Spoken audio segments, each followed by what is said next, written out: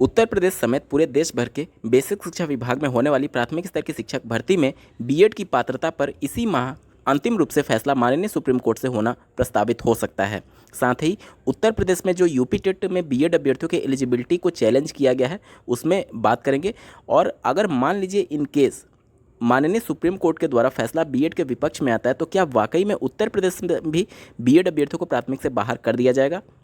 क्या जिस कानून को लेकर के माननीय सुप्रीम कोर्ट में लड़ाई हो रही है, कानून बनाने की प्रक्रिया जिसे माननीय जोधपुर हाईकोर्ट ने गलत पाया, क्या केंद्र सरकार उस कानून को और एनसीटीई के साथ मिल करके नए तरीके से नियम के तहत कानून को नहीं बनाया जा सकता और पूरे देश भर में बीएड अभ्यर्थियों को फिर से एक बार शिक्षक भर्ती प्रक्रिया में पात्र नहीं माना जा सकता? ऐसे तमाम प्रश्न जो आपके मन में उठ रहे होंगे उन सबका जवाब इस वीडियो में ढूंढने की कोशिश करेंगे। अंत तक बने रहिएगा। नमस्कार दोस्तों, मेरा नाम है नीरज और आप देख रहे हैं व्यू बिट यूट्यूब चैनल। अगर आप इस चैनल पर पहली बार विजिट कर रहे हैं तो इसको सब्सक्राइब करते हुए बेल आइकन को प्रेस करना ना भूलें।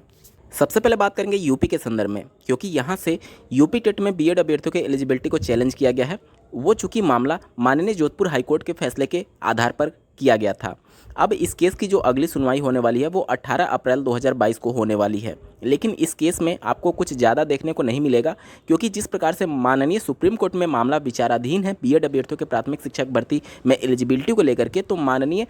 हाईकोर्ट, इलाहाबाद हाईकोर्ट माननीय सुप्रीम कोर्ट के फैसले का इंतजार कर सकती है। उसके बाद ही उत्तर प्रदेश में माननीय हाईकोर्ट के द्वारा फैसला दिया जा सकता है, क्योंकि सर्वोच्च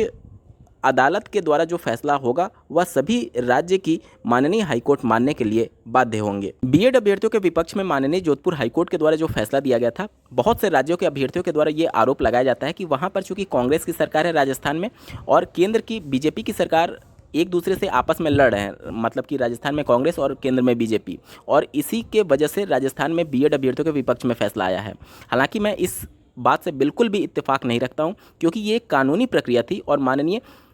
जोधपुर हाईकोर्ट के द्वारा जो फैसला दिया गया वो पूरी तरीके से निष्पक्ष था। निष्पक्ष मैं इस वजह से बोल रहा हूँ क्योंकि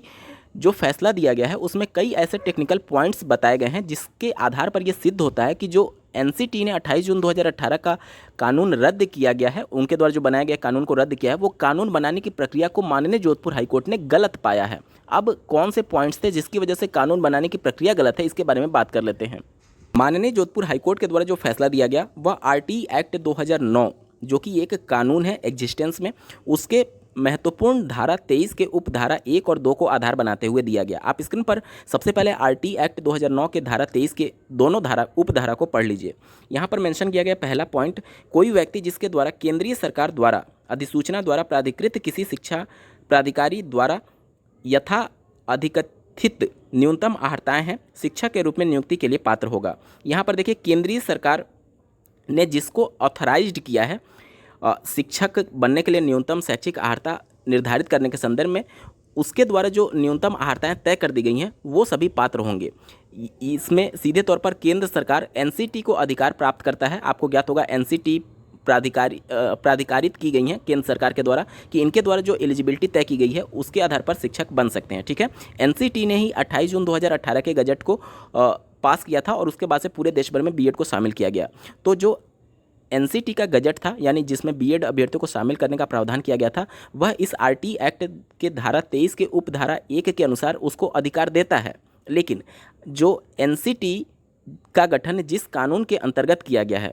उस कानून में महत्वपूर्ण प्रावधान ये मेंशन किया गया है कि एनसीटी कानून तो बना सकती है, लेकिन पूरे देश पर कानून लागू करने से पहले उसको देश के सभी राज्यों से इसके संबंध में सलाह मशवरा करना होगा और मेजॉरिटी में अगर इस प्रकार का कोई सभी राज्यों के द्वारा मतलब मेजॉरिटी में अगर सहमति प्रदान की जाती है तभी पूरे देश भर में उस कानून को लागू किया जा सकता है। लेकिन 28 जून 2018 के एनसीटी के गजट के पक्ष में माननीय जोधपुर हाईकोर्ट में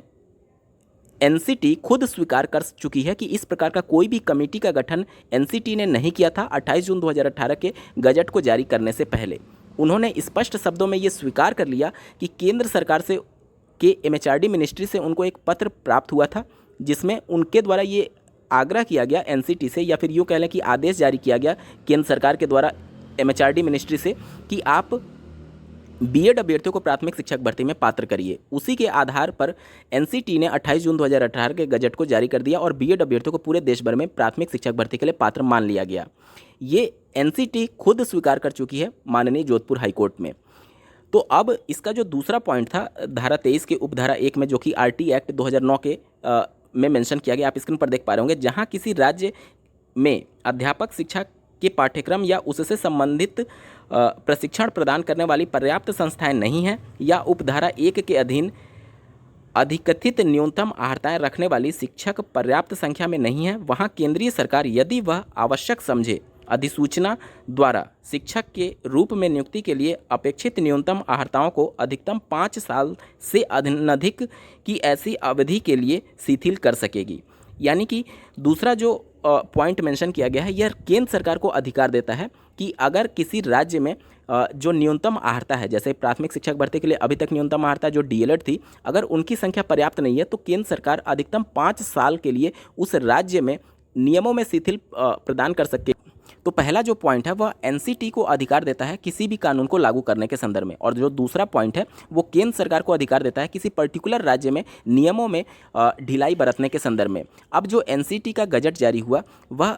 एनसीटी ने जब स्वीकार कर लिया माननीय जोधपुर हाईकोर्ट में कि केंद्र सरकार ने उसे नोटिस जारी किया था, तो केंद्र सरकार से ये पूछा गया कि आपको तो अधिकार ही नहीं है, आप किसी एक पर्टिकुलर राज्य में ही इस प्रकार का फैसला ले सकते हैं, आपने पूरे देश भर में इस फैसले को कैसे लागू कर दिया। फिर एनसीटी से जब पूछा गया क्या आपने इसके संदर्भ में कोई कमेटी बनाई थी, एनसीटी ने साफ मना कर दिया कि इसके संदर्भ में कोई भी कमेटी नहीं बनाई थी। पहले उनके द्वारा बताया जा रहा था कि कमेटी बनाई गई थी, लेकिन अभ्यर्थियों के द्वारा जब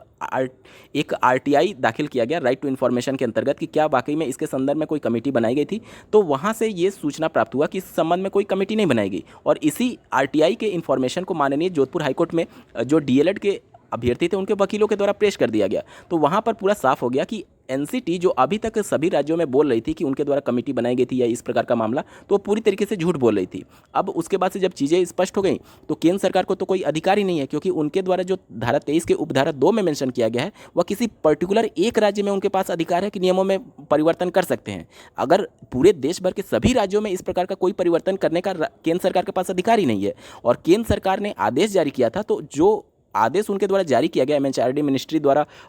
एनसीटी को, वह उनके अधिकार क्षेत्र में नहीं आता है। इसी वजह से जो कानून बनाया गया है एनसीटी के द्वारा 28 जून 2018 का जो नोटिफिकेशन जारी किया गया वह पूरी तरीके से असंवैधानिक करार दे दिया गया था माननीय जोधपुर हाईकोर्ट के द्वारा। तो जहां तक टेक्निकल बातें हैं, जो भी आरोप अभ्यर्थियों के द्वारा लगाए जाते हैं दूसरे राज्यों के द्वारा कि वहाँ पर कांग्रेस की सरकार थी और केंद्र में बीजेपी की सरकार है, आपस में लड़ रहे हैं, इस वजह से ये नोटिफिकेशन रद्द किया गया माननीय जोधपुर हाईकोर्ट के द्वारा, ऐसा नहीं है। ये कानूनी दांवपेच है। कानून बनाने की प्रक्रिया को माननीय कोर्ट ने गलत पाया था, और इसी वजह से उस 28 जून 2018 के गजट को उस नोटिफिकेशन को माननीय कोर्ट ने रद्द कर दिया था, और अब ये मामला माननीय सुप्रीम कोर्ट में विचाराधीन है।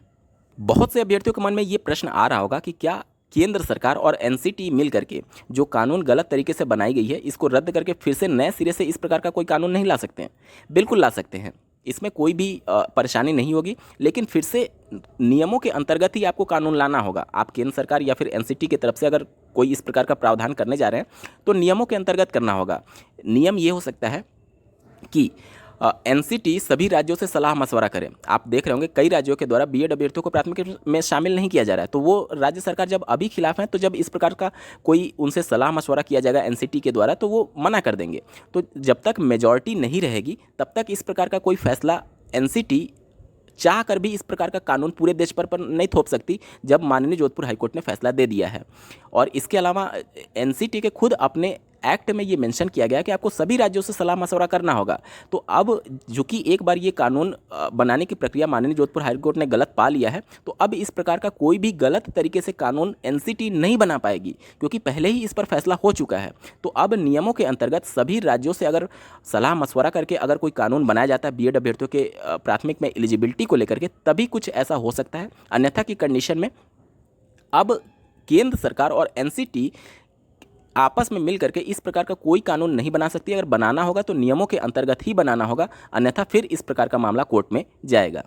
बहुत से अभ्यर्थियों के मन में ये भी तर्क हो सकता है कि राष्ट्रीय शिक्षा नीति 2020 में तो ये मेंशन किया गया कि 2030 तक शिक्षक बनने के लिए जितने भी प्रशिक्षण कोर्स होते हैं, चाहे डीएलएड की बात की जाए, ईटीटी की बात की जाए, जेबीटी की बात की जाए, और इसके अलावा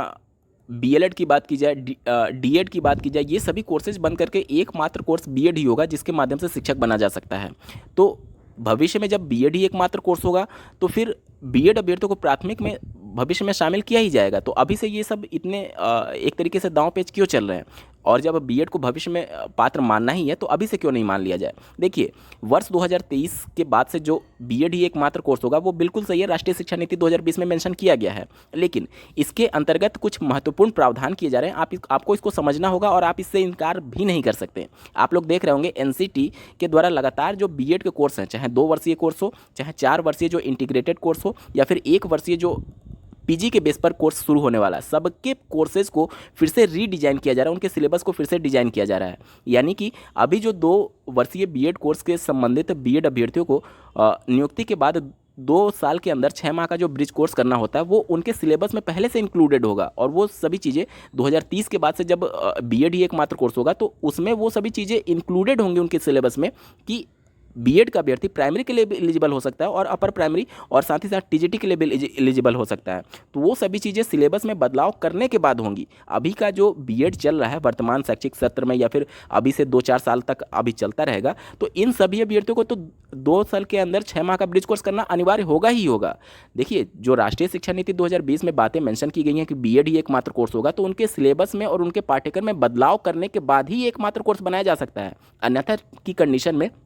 जो डीएलएड कोर्स है अभी की वर्तमान परिस्थिति के अनुसार और आरटी एक्ट 2009 और एनसीटी के गाइडलाइंस के अनुसार वहीं एक तरीके से पात्र है, और जो कानून बनाया गया वो कानून बनाने की प्रक्रिया गलत थी। तो राष्ट्रीय शिक्षा नीति 2020 कहीं भी ये अपोज नहीं कर रही है कि डीएलएड अभ्यर्थियों को बाद में जाकर के बाहर निकालना पड़ेगा, ऐसा कुछ नहीं होगा। डीएलएड अभ्यर्थी भविष्य में भी 2030 के बाद भी आज की तरह ही पूरी तरीके से एलिजिबल रहेंगे। अगर बात की जाए उत्तर प्रदेश के संदर्भ में, अभ्यर्थियों का एक प्रश्न हो सकता है कि अगर मान लीजिए सुप्रीम कोर्ट के द्वारा बीएड के विपक्ष में फैसला गया तो क्या उत्तर प्रदेश से भी बीएड के अभ्यर्थी प्राथमिक से बाहर हो सकते हैं? देखिए, जैसा कि मैं आपको पहले ही भी बता चुका हूं कि केंद्र सरकार के पास अधिकार है कि किसी पर्टिकुलर राज्य में अगर न्यूनतम अर्हता से संबंधित अभ्यर्थी कम है तो वहां पर केंद्र सरकार राज्य सरकार से सलाह मशवरा कर करके वहां पर बीएड अभ्यर्थियों को प्राथमिक में शामिल कर सकता है। तो देखिए, केंद्र में भी बीजेपी की सरकार है और उत्तर प्रदेश में भी बीजेपी की सरकार है। अगर दोनों केंद्र सरकार और राज्य सरकार इस बात के लिए सहमत हों कि माननीय सुप्रीम कोर्ट के फैसले के अगर इन केस 1% भी अगर मान लिया जाए कि बीएड के विपक्ष में फैसला आ जाता है माननीय सुप्रीम कोर्ट के द्वारा, तो ये तो तय है कि पूरे देश भर पर अब वो कानून लागू नहीं होगा। लेकिन अगर केंद्र सरकार और राज्य सरकार सलाह मशवरा कर करके इस बात के लिए राजी हो जाए कि बीएड को प्राथमिक में शामिल करना है, तो उत्तर प्रदेश में बीएड को प्राथमिक में शामिल किया जा सकता है, भले ही बीएड के विपक्ष में फैसला आता है उस कंडीशन में भी, क्योंकि ये बातें आरटी एक्ट 2009 में मेंशन की गई हैं कि केंद्र सरकार के पास अधिकार है कि अगर उनके पास न्यूनतम शैक्षिक अर्हता से संबंधित अभ्यर्थी कम है तो वह नियमों में शिथिलता बरत सकते हैं अधिकतम 5 वर्ष के लिए।